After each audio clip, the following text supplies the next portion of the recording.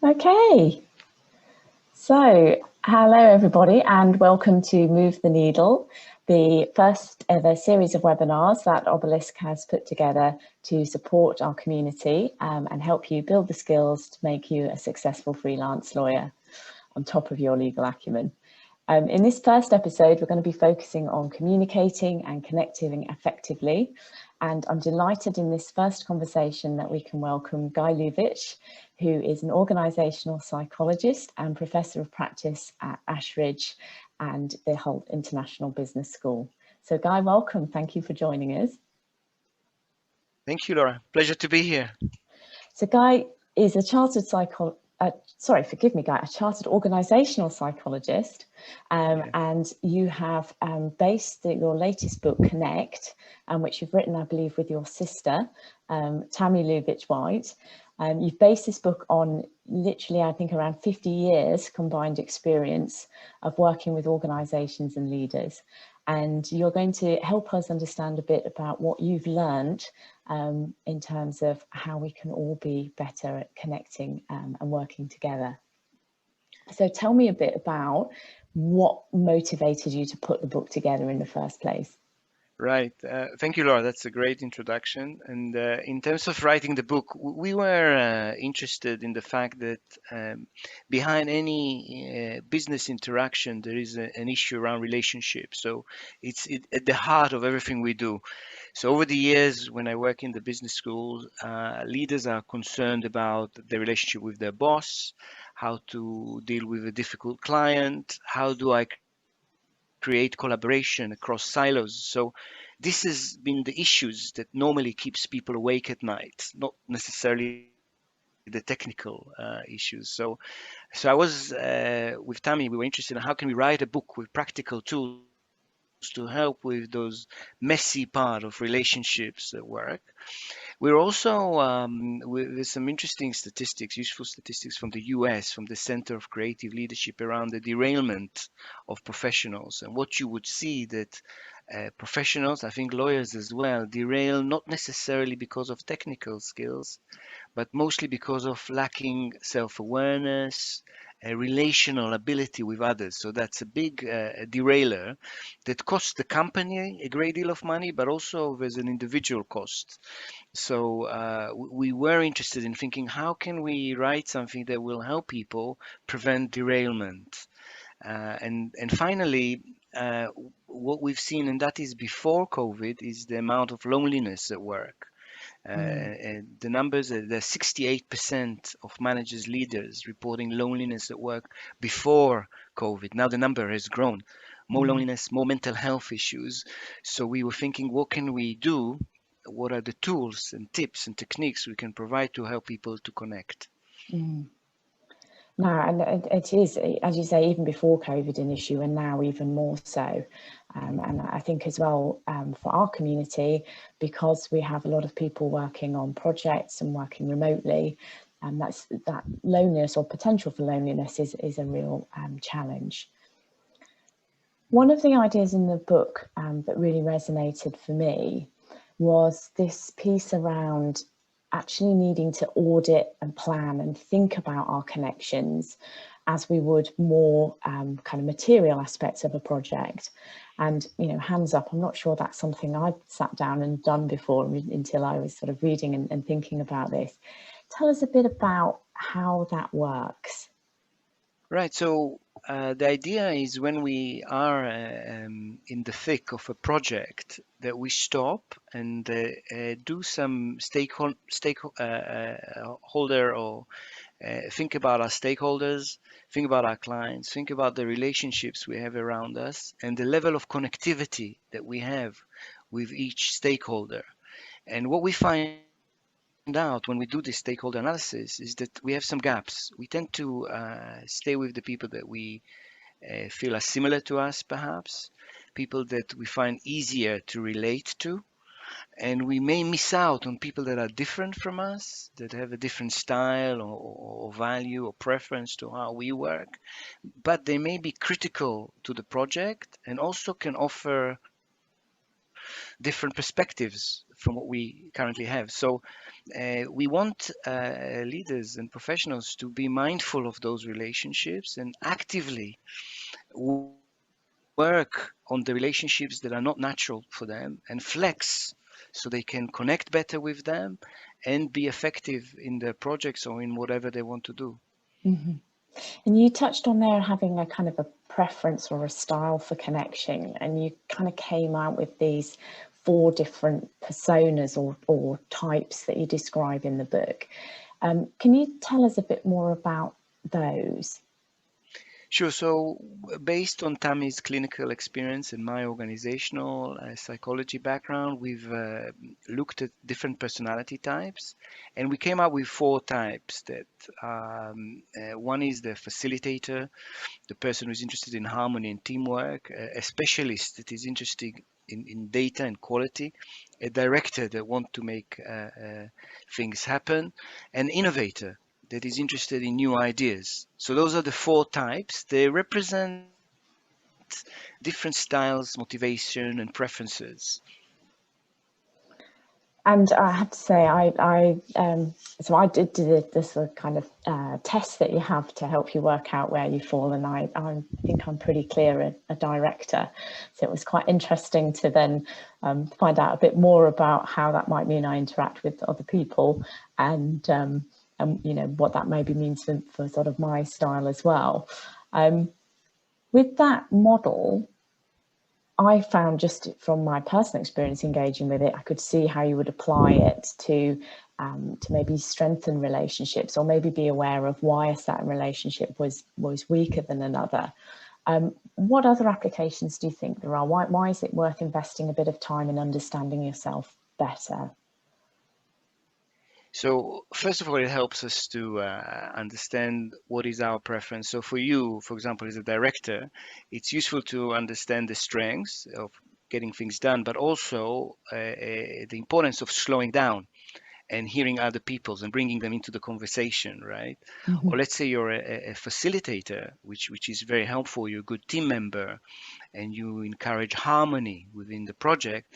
But the downside can be that you are finding it difficult to have difficult conversations with others, and you're trying to please too much. So very useful for us to understand our preference, what may be the implications for work, and also when we are influencing others, it's very good to understand what is their personal connector style. So if I were to influence you as a director, I will probably try first to think about actions and how I can help you get things done.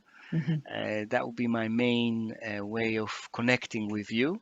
Mm-hmm. Similarly, if I'm talking to somebody who is an innovator, I would want to talk about to them, if I'm trying to influence them, about new ideas. That'll be my starter. I need to touch first around their motivation, their Mm-hmm. influences, their interests first, so that I can get their buy-in. And my Mm-hmm. understanding of your community, that in many of your situations you don't have the positional power. So knowing and understanding the connected type of someone else can really help them, bring them on board, and get them to help in the project or support me in what I'm trying to do.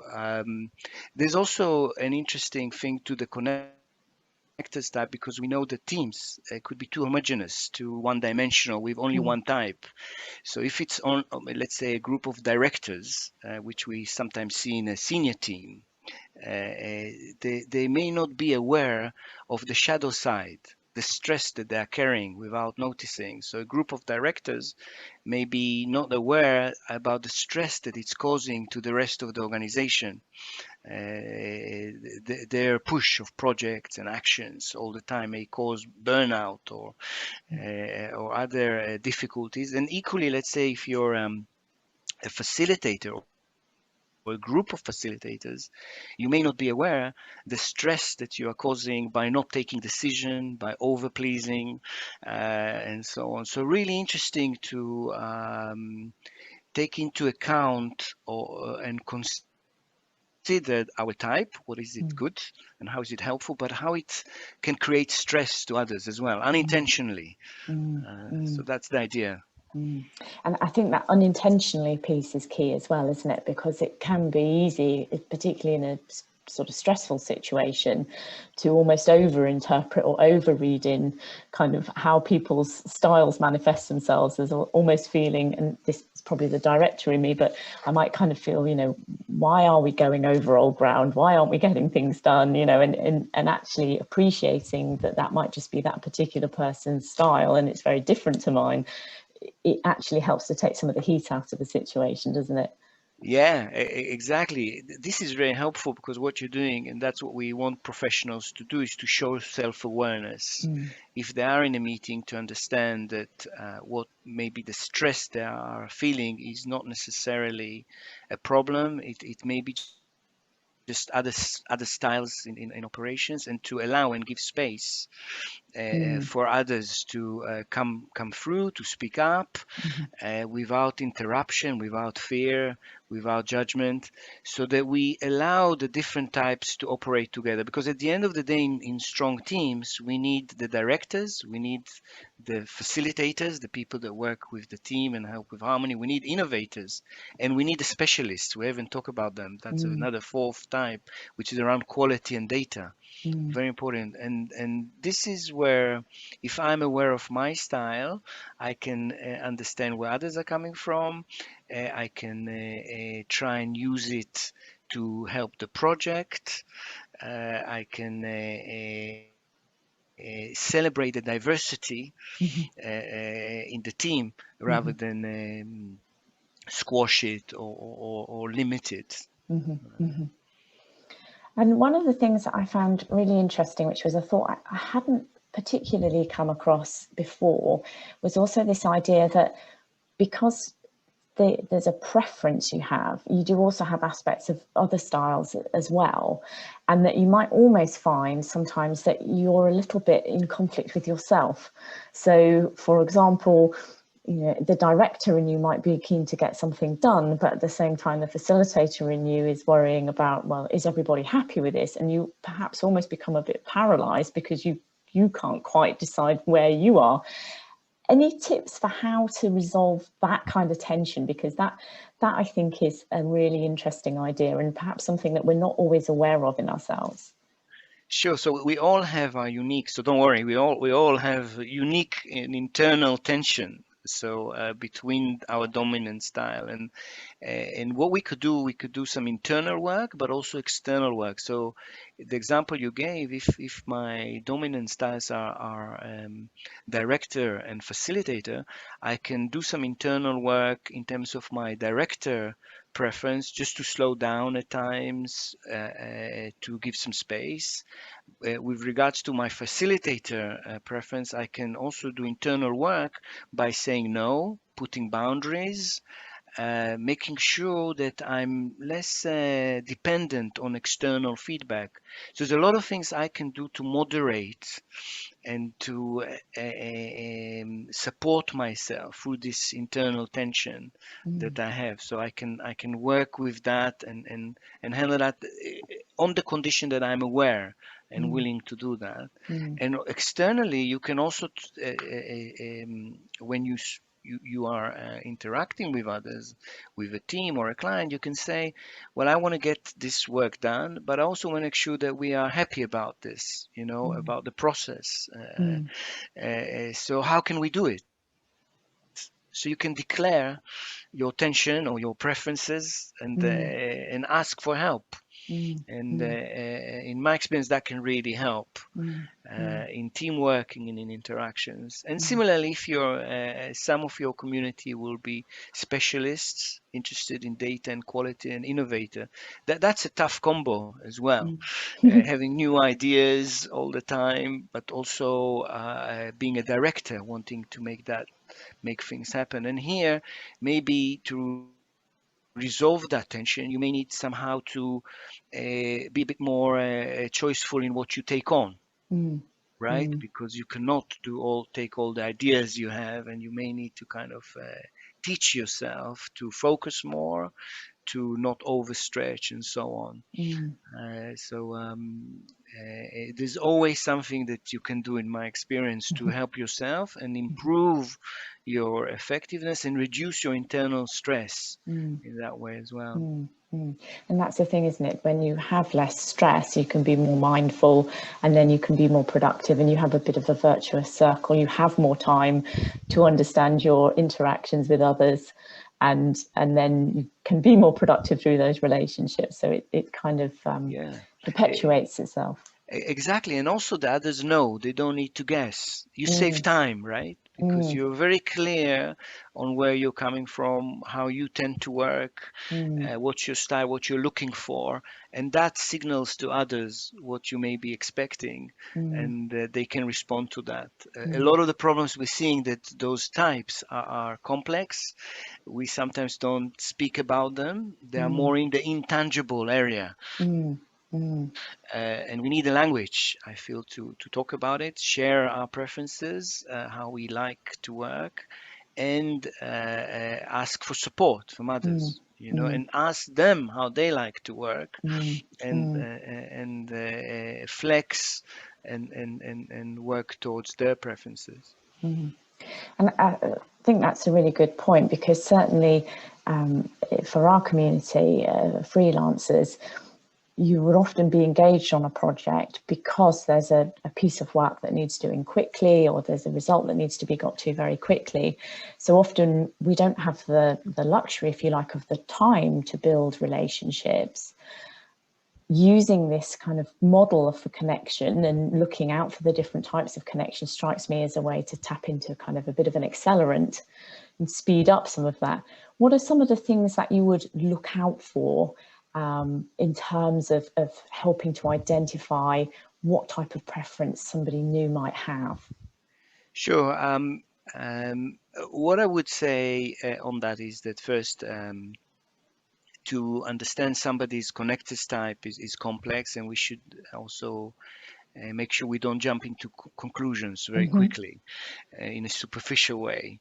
But what we could do is we could observe them in meetings and notice what's important for them. Whether it's data, if they're specialists, and quality, that would be first and foremost on their mind. If they are directors, they'll be interested in moving the agenda quickly.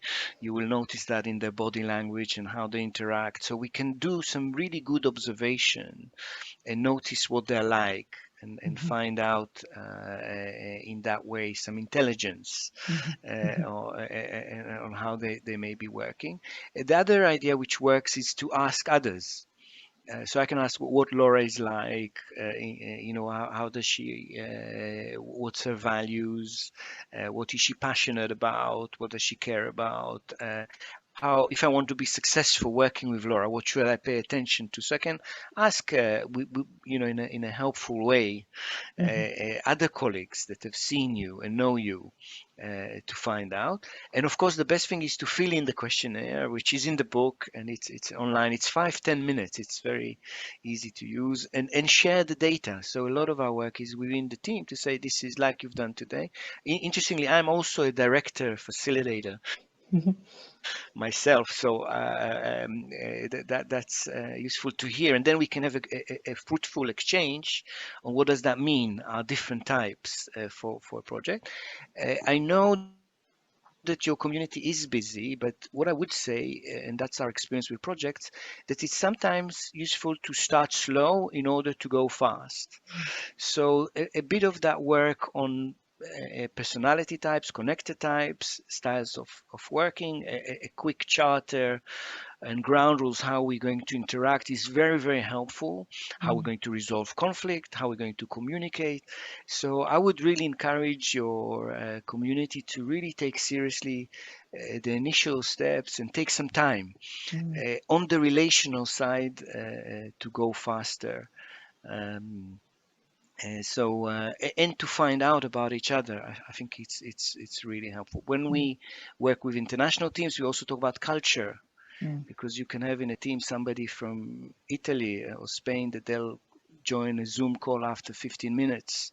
They'll be continuously late, and we don't understand, and or somebody else that is operating from a cultural perspective. So the more we can reveal and share appropriately, a bit about ourselves. It creates intimacy. It helps the connection, and we know it also helps performance. We will get better results. Brilliant. So you sort of make the case there for investing in kind of being proactive. There's also, of course, always going to be some conflict. That's the nature of life and of work.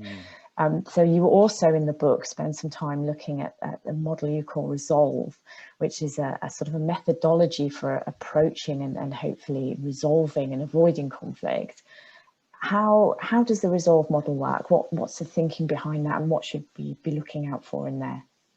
Okay, great. Now, so we try in the model, first of all, not to avoid conflict. We Okay. try our learning, and this is again our joint experience, Tammy and I, is that a conflict should be as much as possible handled and discussed. Otherwise, it hits you later on in a time that you're not expecting and hits the relationship and so on. So we encourage professionals, teams, when you're working to open up conflict when appropriate. The Resolve model helps because it talks about 7 tools that you can use to help you handle conflict more effectively. And first thing in Resolve is the R, which is realize reality. I think there's all in particular in COVID now, the danger of getting into virtual realities, not knowing we're working from home. It's very easy to assume things, that this person doesn't like me or this client doesn't want to talk to me. But that's all in our head in many times. So it's very good to find out what is real and what is not. So by picking up the phone or sending an email and finding out what is really happening, because we are learning that in particular in this COVID environment, we can fantasize and get worried and get anxious. So we need, or we encourage to use this R. What is the reality? What is actually happening first? The second thing is the E. It's another tool, which is establish boundaries. And here we recommend to learn to say no, to say what you're willing to do and not willing to do. Not easy when you're serving clients under pressure on your working time, on what's possible, not possible. So we've learned as well as a key tool to think about establishing boundaries. The S is about support, seeking support. What has been a learning for us around COVID with our clients around every sector is that people don't seek help enough.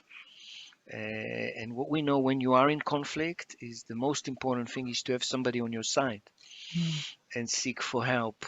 So getting somebody to support you, somebody you can talk to, external to the situation is very, very important to get perspective, to give you tips and advice. The O is around owning your part.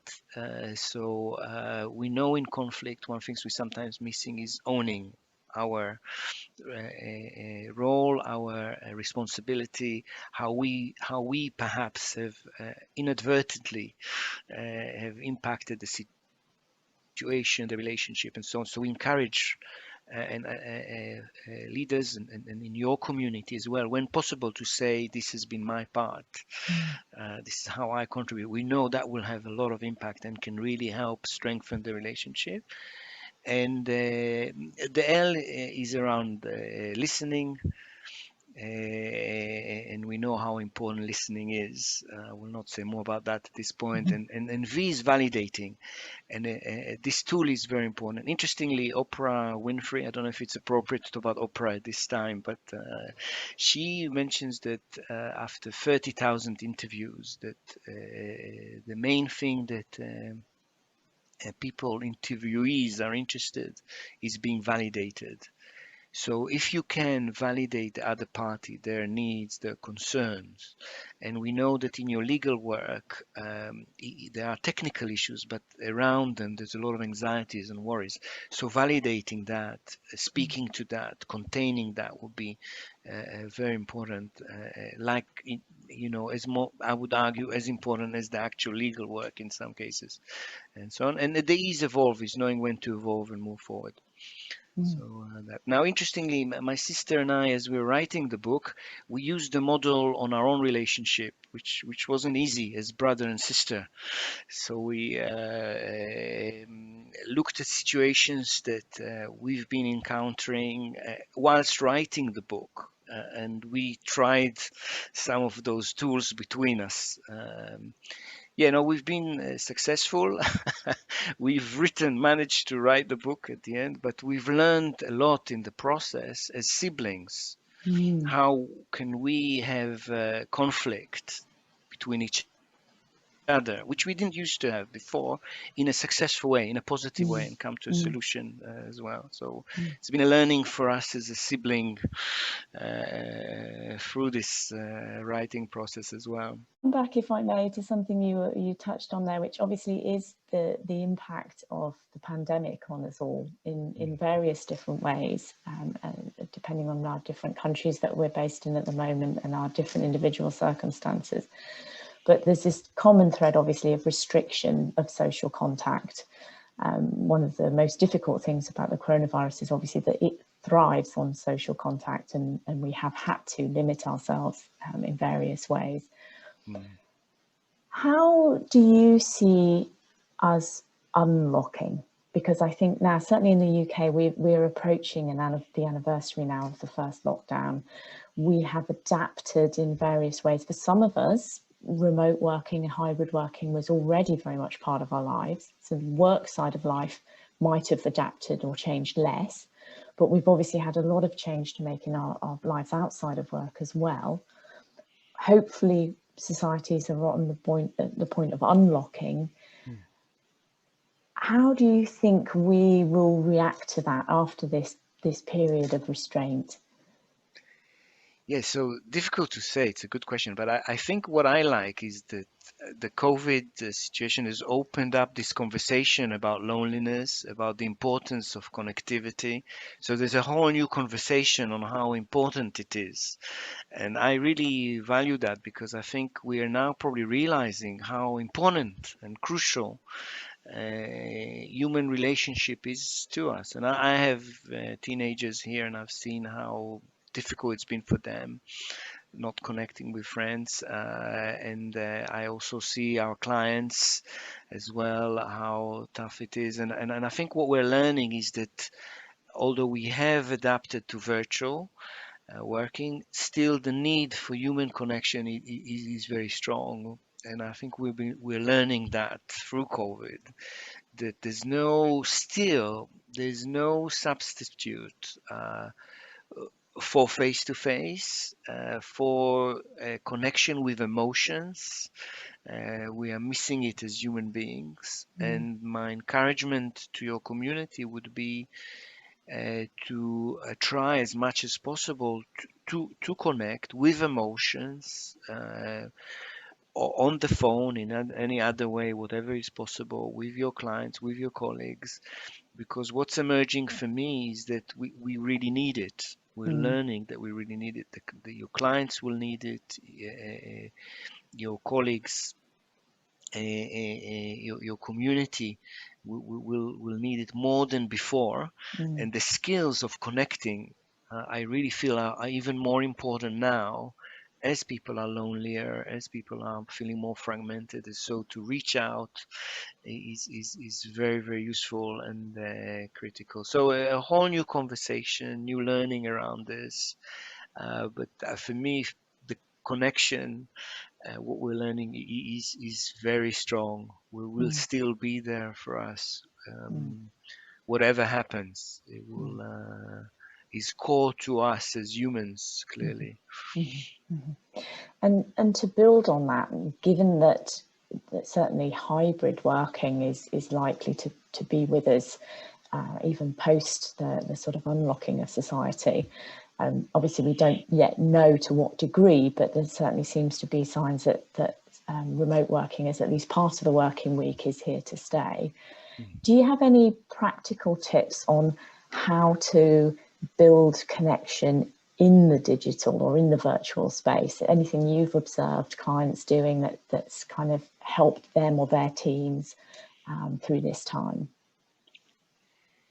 Yeah, so there is best practice that I've observed, and we also talk about it in the book. So one thing would be to send information before a virtual conversation, like you did with me. You sent some information before, and that means that I can come prepared, but also we can focus on what's really important, which is the conversation. So please send any information, data that can be read before the actual meeting in advance, so we reduce the virtual time to what it needs to be, because we know of Zoom fatigue and other things. So we use the virtual time for conversation, for the debate, for the dialogue, for the discussion, and we don't spend time on 100 slides of information. That can be done before. So that I would say that. The second thing, which we've done too today, is to have a bit of informal chit chat and connection before you dive into business. Again, to create intimacy, the virtual environment we're missing out on lots of body language cues that we will normally have face to face. So we need to work harder. And if we at the start give some time for connecting with someone emotionally, asking how they're doing, how they're feeling, creating a bit more intimacy, that will help the conversation. So we encourage team before they move into task to have a bit of informal catch up. I think having the cameras on is very, very important as well, if you can, just for connectivity. And or picking up the phone. So I wanted to say that if you are stuck, pick up the phone. Don't let it assume after a meeting or a virtual connection that that's enough. If you have something to say, just call somebody. To finish off today, Guy, in the book, there's a quote from a conversation you had with a CEO that really stayed with me. And they say to you, it's hearts that seal the deal. So that makes me think that there is a business case behind the power of emotional connection, that actually it is worth us investing our time in this. And I just wondered if you wanted to finish off by just sharing a couple of thoughts as to the importance of how of why we should be connecting in the corporate world, whether that's online or in person. Sure. So people don't leave their emotions at the car park, as you're saying. They come to car park, or now with COVID, they don't leave it, only for their personal life. They come as full human beings to work with emotions and all the rest of it. So you're right. There is a business case for working with emotions, handling with emotions, working with the heart, not just the head. And in my experience, and as you quote this chief executive, many senior leaders will say that hearts will close the deal, right? That's the most important thing. So I encourage people to think about how to do that. And it is true that it's not easy in a corporate world, which can be cold and tough at times, and also a place that doesn't allow for emotions in many interactions to do that. What I would encourage people listening to this is to think, what does that mean for them? Working from the heart, or using emotions. For some, it may be speaking more truth to power, being more challenging. Some may need to listen more. Some may need to be more open about themselves. Learn to be a bit more personable in their daily work, and share a little bit about their feelings. So it's firstly for me, if you want to go on this journey, understanding what it means to you, and it will be different things to different people, and also to try out small steps, baby steps, and learn from the experience, because we know that an act of kindness, or a phone call to somebody, or feedback, good or bad, by the way, can really shift the dynamics and change everything. So I would encourage people to think about what they can do differently and try out some behaviors and get some feedback from that. And also have a friend. If you are interested in working more in emotional way, have a buddy, a friend that again can give you feedback, support you, because I still think it's counterculture. We're still used to a more transactional workplace. It is changing, but it's still, we're a bit, I feel, behind. So having a friend to help you along the way will be really helpful. I thank you so much for sharing the benefit of yours and Tammy's experiences with us today, and so many practical tips, because we love practical tips. We love things we can go and do, or maybe that's just me and my director preference, I don't know. But seriously, joking apart, we've really enjoyed having you here today. I'm sure lots of people listening will want to dive a bit deeper. So I know they can pick up a copy of Connect kind of online or in a local bookstore. And I'm looking forward to sharing this video with our community. And thank you very much for joining us today. Thank you very much, Laura. My pleasure. Thank you.